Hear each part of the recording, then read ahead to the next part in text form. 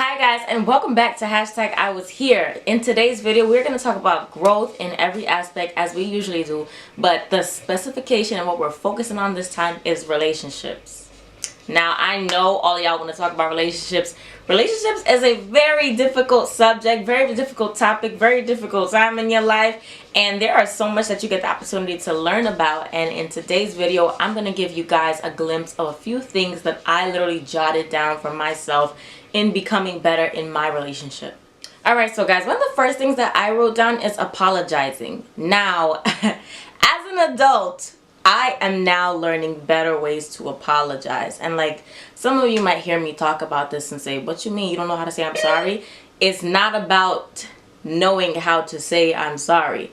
It's about the after effect of the I'm sorry. It's about it being completely genuine. It's about you actually listening to what the person has to say instead of deflecting on their response. It's about like really just saying, okay, taking accountability for your actions, considering everybody else's feelings and thought processes towards whatever you did or whatever may have offended them. You know, there is a lot to apologizing, and I feel like, you know, as adults now, we literally sadly have to learn how to say I'm sorry and X, Y, and Z that I did was wrong. I shouldn't have done that. I could have done X, Y, and Z correctly. I could have done X, Y, and Z differently. And it's sad, but we don't learn this as young people. We don't learn this through experiences sometimes. Like, you have to like really be in the moment where you're just like, oh shit, like I really did that and that really offended you. You have to like literally consider someone else, you know, in apologizing. Another thing that I wanted to tackle is communication. Alright, so we always say communication is key. Communication is key. Communication is key.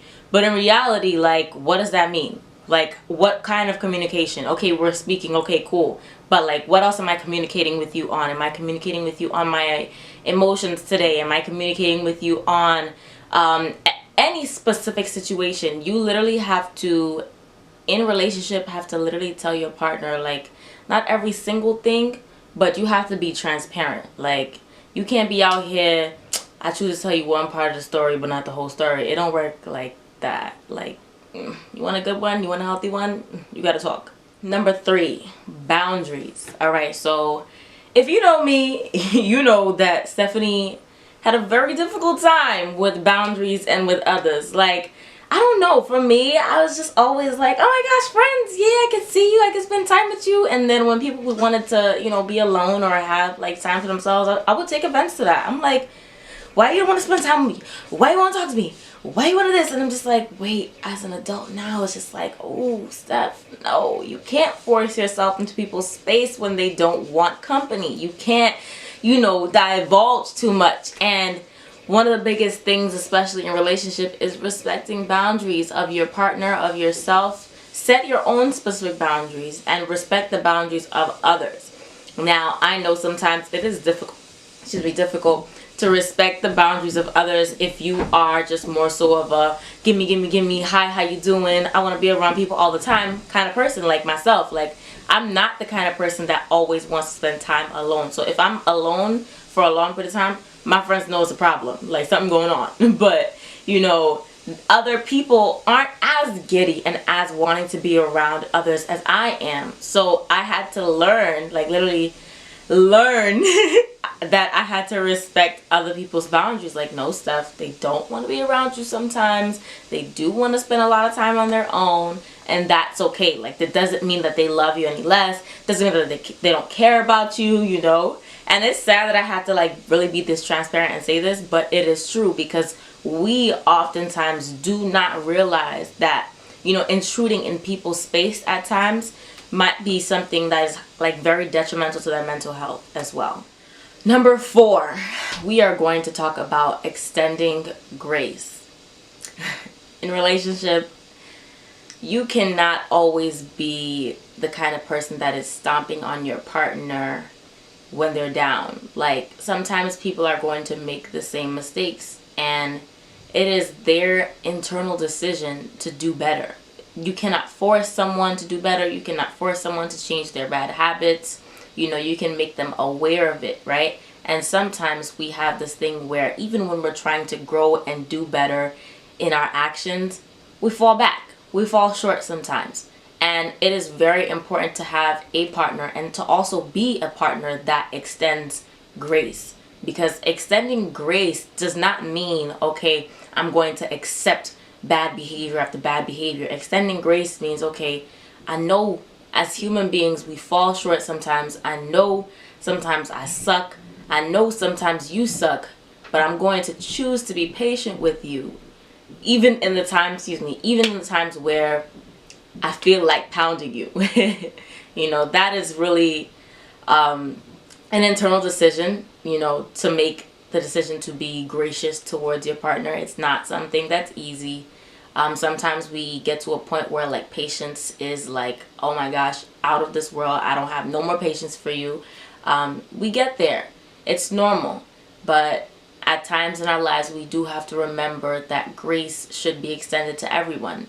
There's no exceptions. We have to understand that not everybody's gonna be perfect immediately. It's gonna take time to make certain changes.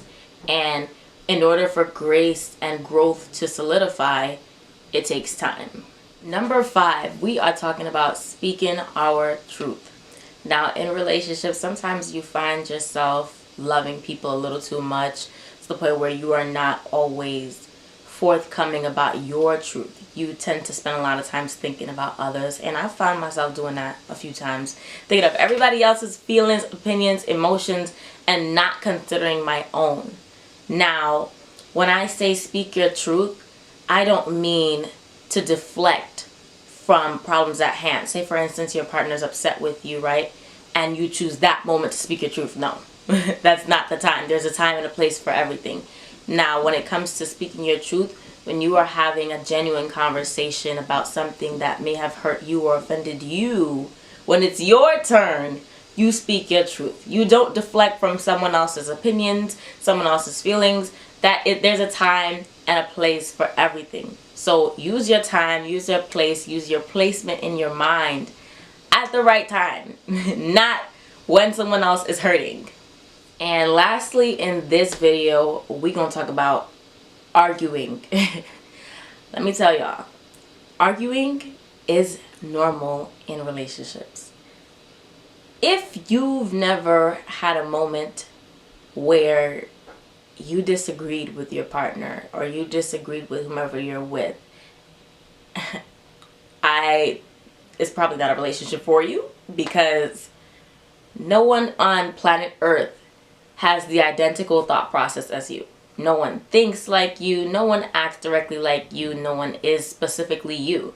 So sometimes you are going to have conflict. Sometimes things are going to come up that you disagree on. And that's normal. You're not always expected to agree with every single word that flies out of your partner's mouth. And it's vice versa as well. Sometimes when you are arguing, you literally have to make sure, okay, let me take a step back, get out the kitchen when it's hot. If the kitchen is hot, run from it. Not run from a difficult conversation, but to say, all right, we getting a little too hot right now. Let's probably talk about this when we calm down. Let's have a conversation when we're back to our normal selves. Because sometimes when the kitchen is hot and you stay in there, you keep inching, big problems. Now let me give y'all a little story. I have this habit where I like to be heard sometimes. Like if I feel like my feelings and my thought process is being dismissed, I get irritated, and sometimes I get even louder, right? And in my relationship, I literally had to learn, like, Steph, nope, back it up. Take a step back, because you're not making no sense. You out here speaking completely emotionally and not rationalizing right now. Like, no. When the kitchen is hot, get out the kitchen, all right? I want y'all to hear me on that. When the kitchen is hot, get out of it. Do not add fuel to the fire. Get out. Talk about it when you're calmer. Talk about it when your mind is right. Talk about it when both of you are back in your sane minds. But do not stay in the kitchen when the kitchen is hot. Alright guys, thank you for watching this episode of Hashtag I Was Here. A follow-up video for part 2 of this episode is dropping next week. Hope you guys get the opportunity to hear it, see it, view it, talk about it. And I hope what I gave y'all today was beneficial, because I know it was beneficial for me. I had a lot of growing to do, and as adults, we are still growing every single day, and I really hope that you guys, my friends, my family, everyone that watches my channel gets the opportunity to really grow with me, because you know we out here leveling up, we out here staying down, you know, vibes. Thanks guys, thanks for watching. #I was here.